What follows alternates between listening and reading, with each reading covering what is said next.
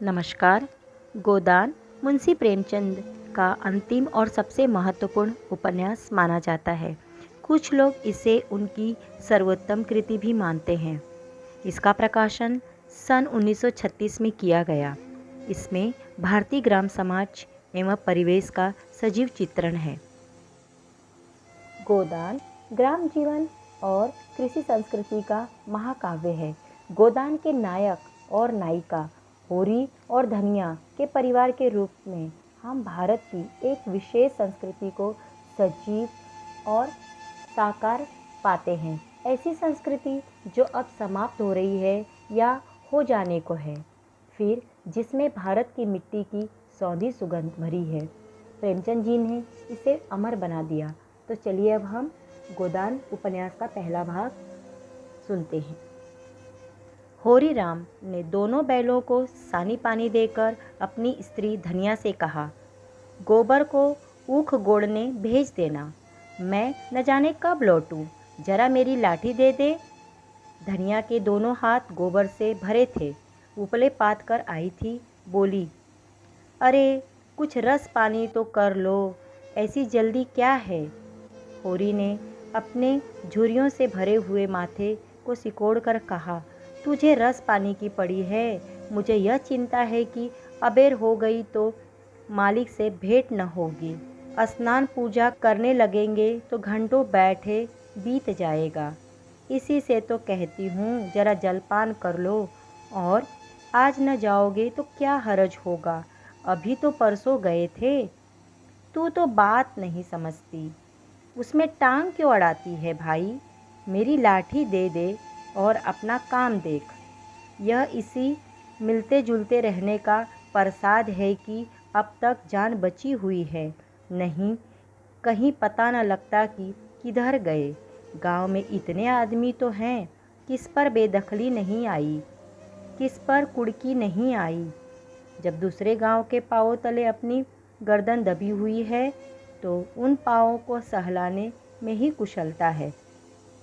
धनिया इतनी व्यवहार कुशल न थी। उसका विचार था कि हमने जमींदार के खेत जोते हैं तो वह अपना लगान ही तो लेगा, उसकी खुशामद क्यों करे, उसके तलवे क्यों सहलाए। यद्यपि अपने विवाहित जीवन के इस 20 वर्षों में उसे अच्छी तरह अनुभव हो गया था कि चाहे कितनी ही बार कतर ब्योत करो, कितना ही पेट तन काटो, चाहे एक एक कौड़ी को दांत से पकड़ो, मगर लगान बेबाक होना मुश्किल है। फिर भी वह हार न मानती थी और इस पर स्त्री पुरुष में आए दिन संग्राम छिड़ा रहता था। उसकी 6 संतानों में अब केवल 3 जिंदा है। एक लड़का गोबर कोई 16 साल का और 2 लड़कियां सोना और रूपा 12 और 8 साल की। 3 लड़के बचपन में ही मर गए। उसका मन आज भी कहता था अगर उनकी दवा दारू होती तो वे बच जाते, पर वह एक धेले की दवा भी न मंगवा सकी थी। उसकी ही उम्र अभी क्या थी, 36वां ही साल तो था, पर सारे बाल पक गए थे, चेहरे पर झुर्रियाँ पड़ गई थी, सारी देह ढल गई थी। वह सुंदर और गेहुआ रंग सावला गया था और आँखों से भी कम सूझने लगा था। पेट की चिंता ही के कारण तो कभी तो जीवन का सुख न मिला। इस चिरस्थायी जीर्णावस्था ने उसके आत्मसम्मान को, उदासीनता को रूप दे दिया था। जिस गृहस्थी में पेट को रोटियां भी न मिले, उसके लिए इतनी खुशामद क्यों। इस परिस्थिति से उसका मन बराबर विद्रोह किया करता था और 2-4 घुड़कियां खा लेने पर ही उसे यथार्थ का ज्ञान होता था। उसने परास्त होकर होरी की लाठी, मिर्जई, जूते, पगड़ी और तमाकू का बटुआ लाकर सामने पटक दिया। होरी ने उसकी ओर आंखें तरेर कर कहा, क्या ससुराल जाना है जो 5 पोशाक लाई है। ससुराल में भी तो कोई जवान साली सरहज नहीं बैठी है जिसे जाकर दिखाऊं। होरी के गहरे सावले पिचके हुए चेहरे पर मुस्कुराहट की मृदुता छलक पड़ी धनिया ने लजाते हुए कहा, ऐसा ही तो बड़े सजीले जवान हो कि साली सलजे तुम्हें देखकर रिझ जाएंगी। होरी ने फटी हुई मिर्जई को बड़ी सावधानी से तह करके खाट पर रखते हुए कहा, तो क्या तू समझती है मैं बूढ़ा हो गया? अभी तो 40 भी नहीं हुए, मर्द 60 पर पाठे होते हैं। जाकर शीशे में मुंह देखो, तुम जैसे मर्द 60 पर पाठे नहीं होते।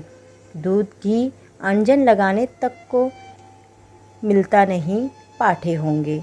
तुम्हारी दशा देख देख कर तो मैं और भी सूखी जाती हूँ कि भगवान यह बुढ़ापा कैसे कटेगा, किसके द्वार पर भीख मांगेंगे।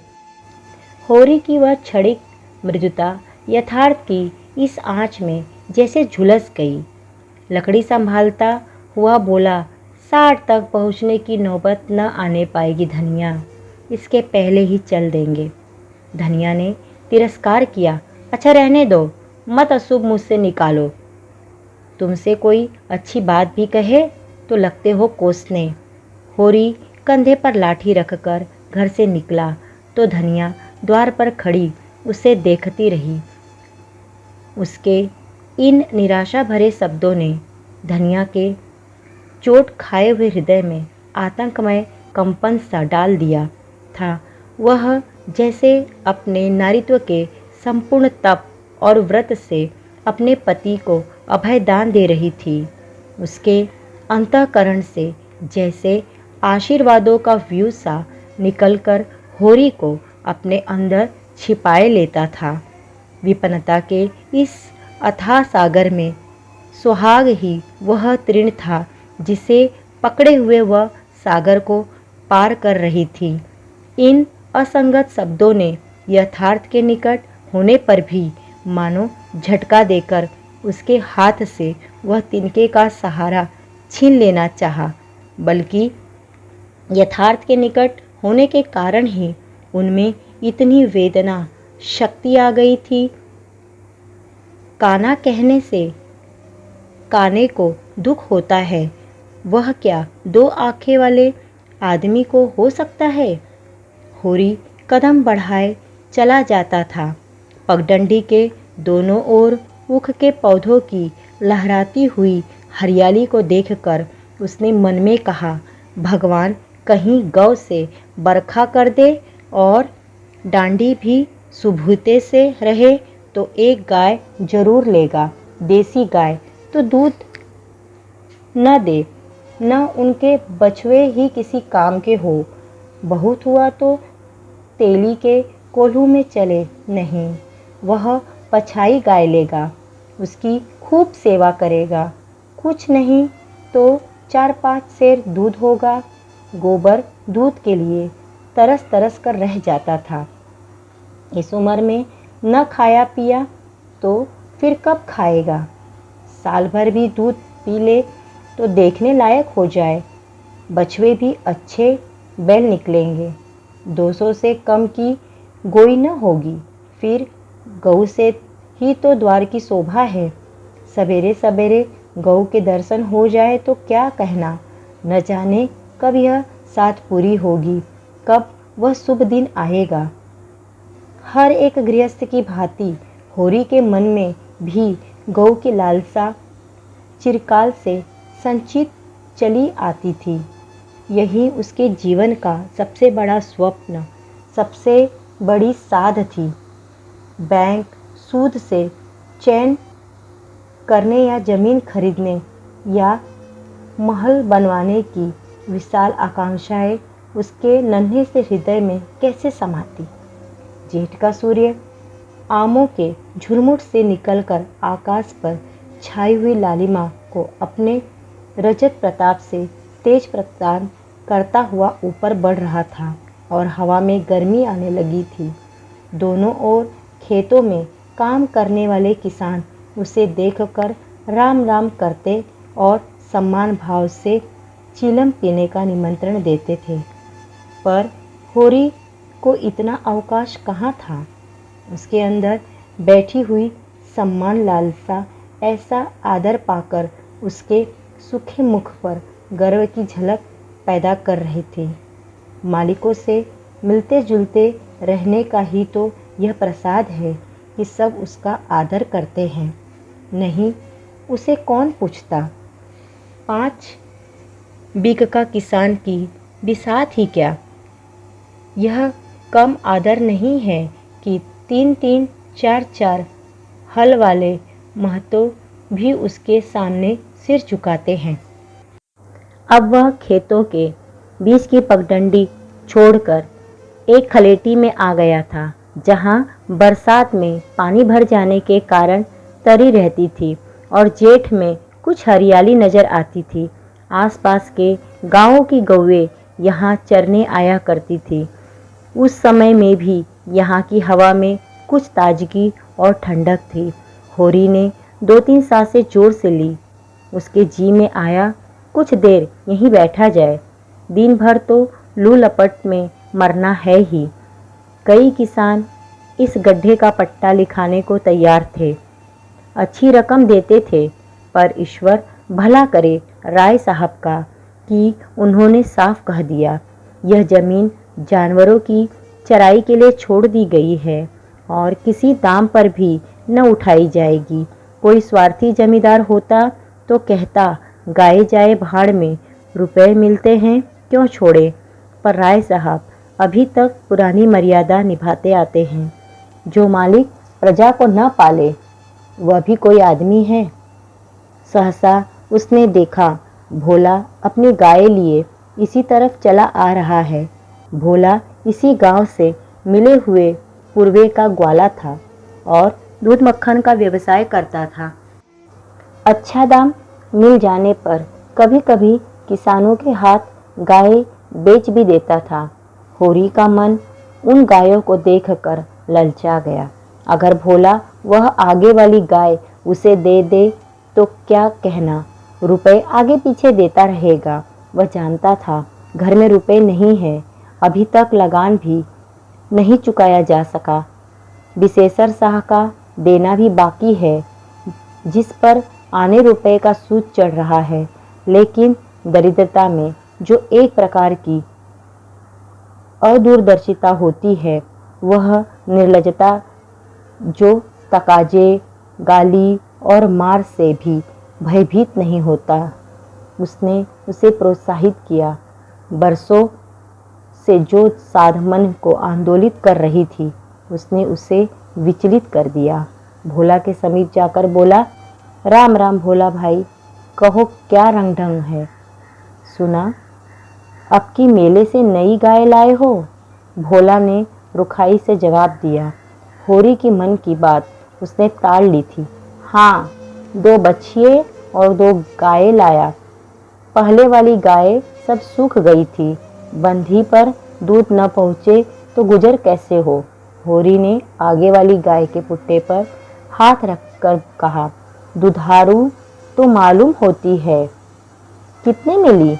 भोला ने सान जमाई। अब की बाजार बड़ा तेज रहा महतो, इसके 80 रुपए देने पड़े। आंखें निकल गई। 30-30 रुपए तो दोनों कलोरों के दिए। 30 पर गाहक रुपए का 8 सेर दूध मांगता है।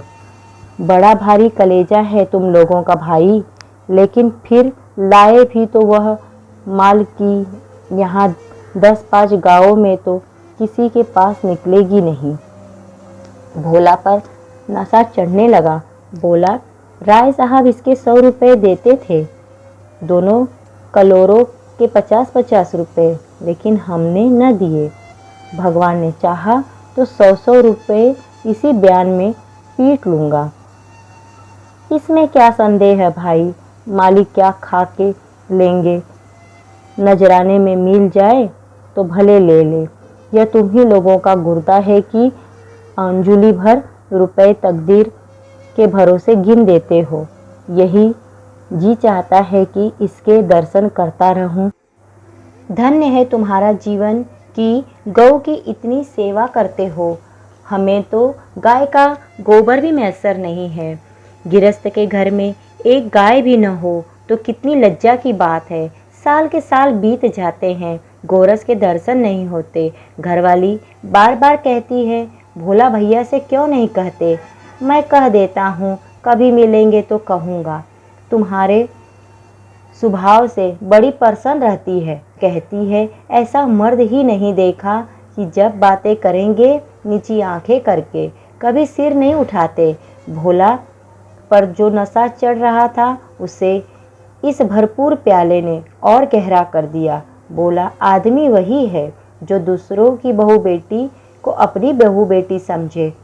जो दुष्ट किसी में हरिया की ओर ताके उसे गोली मार देना चाहिए। यह तुमने लाख रुपए की बात कह दी भाई।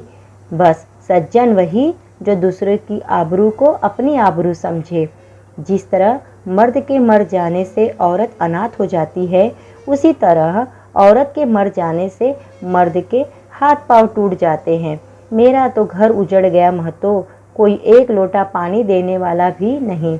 गत वर्ष भोला की स्त्री लू लगने से मर गई थी, यह होरी जानता था।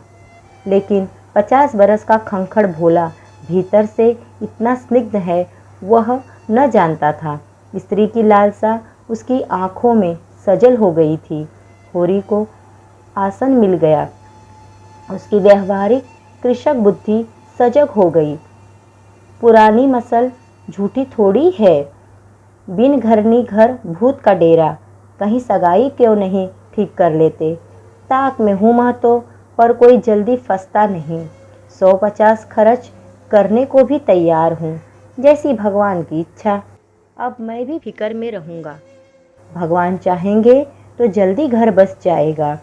बस यही समझ लो कि उबर जाऊँगा भैया। घर में खाने को भगवान का दिया बहुत है। 4 पसेरी रोज दूध हो जाता है, लेकिन किस काम का। मेरे ससुराल में एक मेहरिया है, 3-4 साल हुए उसका आदमी उसे छोड़कर कलकत्ते चला गया। बेचारी पिसाई करके गुजर कर रही है। बाल बच्चा भी कोई नहीं। देखने सुनने में अच्छी है, बस लक्ष्मी समझ लो। भोला का सिकुड़ा हुआ चेहरा जैसे चिकरा गया। आशा में कितनी सुधा है। बोला, अब तो तुम्हारा ही आसरा है महतो। छुट्टी हो तो चलो एक दिन देख आए। मैं ठीक ठाक करके तब तुमसे कहूँगा। बहुत उतावली करने से भी काम बिगड़ जाता है। जब तुम्हारी इच्छा हो तो तब चलो, उतावली काहे की। इस कबरी पर मन ललचाया हो तो ले लो। यह गाय मेरे मान की नहीं है दादा। मैं तुम्हें नुकसान नहीं पहुंचाना चाहता। अपना धर्म यह नहीं है कि मित्रों का गला दबाए। जैसे इतने दिन बीते हैं वैसे ही और भी बीत जाएंगे। तुम तो ऐसी बातें करते हो होरी, जैसे हम तुम दो हैं। तुम गाय ले जाओ, दाम जो चाहे देना। जैसे मेरे घर रही वैसे तुम्हारे घर रही। 80 रुपए में ली थी, तुम 80 रुपए ही देना जाओ। लेकिन मेरे पास नगद नहीं है दादा, समझ लो। तो तुमसे नगद मांगता कौन है भाई। होरी की छाती गजभर की हो गई। 80 रुपए में गाय महंगी न थी। ऐसा अच्छा डील डॉल। दोनों जुड़ में 6-7 सेर दूध, सीधी ऐसी कि बच्चा भी दूले। इसका तो एक एक बाछा 100-100 का होगा। द्वार पर बंधेगी तो द्वार की शोभा बढ़ जाएगी। उसे अभी कोई 400 रुपये देने थे, लेकिन उधार को वह एक तरह से मुफ्त समझता था। कहीं भोला की सगाई ठीक हो गई तो 1-2 साल तो वह बोलेगा भी नहीं।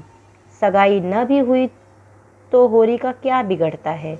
यही तो होगा, भोला बार बार तगादा करने आएगा, बिगड़ेगा, गालियां देगा। लेकिन होरी को इसकी ज़्यादा शर्म न थी। इस व्यवहार का वह आदी था। कृषक के जीवन का तो यह प्रसाद है। भोला के साथ वह छल कर रहा था और यह व्यापार उसकी मर्यादा के अनुकूल था। अब भी लेन देन में उसके लिए लिखा पढ़ी होने और न होने में कोई अंतर न था। सूखे बूढ़े की विपदाएं उसके मन को भीरू बनाए रहती थी। ईश्वर का रौद्र रूप सदैव उसके सामने रहता था, पर यह छल उसकी नीति में छल न था। यह केवल स्वार्थ सिद्धि थी और यह कोई बुरी बात न थी। इस तरह का छल तो वह दिन रात करता रहता था। घर में 2-4 रुपए पड़े रहने पर भी महाजन के सामने कसमें खा जाता था कि एक पाई भी नहीं है। सन को कुछ गीला कर देना और रुई में कुछ बिनौले भर देना उसकी नीति में जायज़ था। और यहाँ तो केवल स्वार्थ न था, थोड़ा सा मनोरंजन भी था। बुड्ढों का बुड़भस हास्यास्पद वस्तु है और ऐसे बुड्ढों से अगर कुछ ऐड भी लिया जाए तो कोई दोष पाप नहीं। भोला ने गाय की पगहिया होरी के हाथ में देते हुए कहा, ले जाओ महतो, तुम भी याद करोगे, ब्याते ही 6 सेर दूध ले लेना। चलो मैं तुम्हारे घर तक पहुंचा दूं, शायद तुम्हें अनजान समझकर रास्ते में कुछ दिख करे। अब तुमसे सच कहता हूँ, मालिक 90 रुपए देते थे, पर उनके यहाँ गऊओं की क्या कदर, मुझसे लेकर किसी हाकिम हुक्काम को दे देते। हाकिम को गऊ की सेवा से मतलब, वह तो खून चूसना भर जानते हैं। जब तक दूध देती रखते, फिर किसी के हाथ बेच देते। किसके पल्ले पड़ती कौन जाने। रुपया ही सब कुछ नहीं है भैया, कुछ अपना धर्म भी तो है। तुम्हारे घर आराम से रहेगी तो यह न होगा कि तुम आप खाकर सो रहो और गऊ भूखी खड़ी रहे।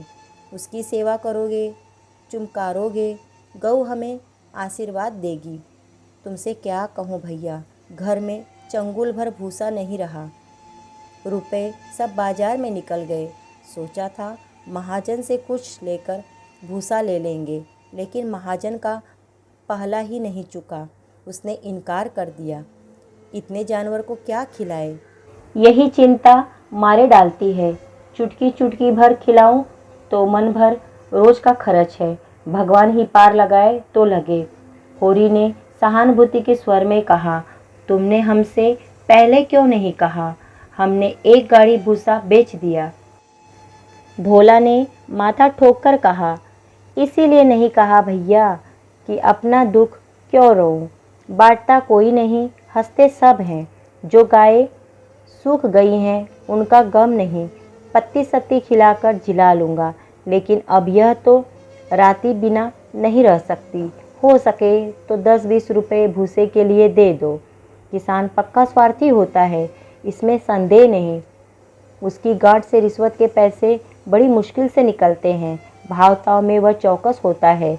ब्याज की एक-एक पाई छुड़ाने के लिए वह महाजन की घंटों चिरौरी करता है। जब तक पक्का विश्वास न हो जाए वह किसी के फुसलाने में नहीं आता। लेकिन उसका संपूर्ण जीवन प्रकृति से स्थायी सहयोग है। वृक्षों में फल लगते हैं, उन्हें जनता खाती है। खेती में अनाज होता है, वह संसार के काम आता है। गाय के थन में दूध होता है, वह खुद पीने नहीं चाहती, दूसरे ही पीते हैं। मेघों से वर्षा होती है, उससे पृथ्वी तृप्त होती है। ऐसी संगति में कुत्सित स्वार्थ के लिए कहाँ स्थान। होरी किसान था और किसी के जलते हुए घर में हाथ सेकना उसने सीखा ही न था। भोला की संकट कथा सुनते ही उसकी मनोवृत्ति बदल गई। पगहिया को भोला के हाथ में लौटाता हुआ बोला, रुपए तो दादा मेरे पास नहीं है, हाँ थोड़ा सा भूसा बचा है, वह तुम्हें दूंगा, चलकर उठवा लो। भूसे के लिए तुम गाय बेचोगे और मैं लूँगा, मेरे हाथ न कट जाएंगे।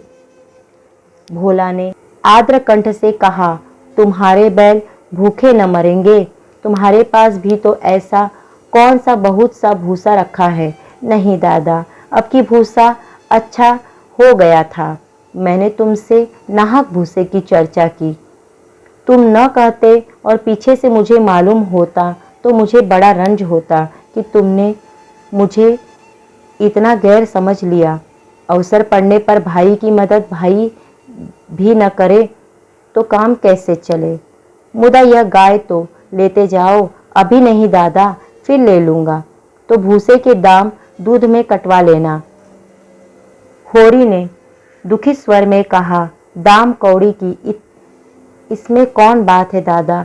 मैं 1-2 जून तुम्हारे घर खा लूँगा तो तुम मुझसे दाम मांगोगे, लेकिन तुम्हारे बैल भूखे मरेंगे कि नहीं, भगवान कोई न कोई सबील निकालेंगे ही। आषाढ़ सिर पर है, कड़वी बोलूँगा। मगर यह गाय तुम्हारी हो गई, जिस दिन इच्छा हो आकर ले जाना।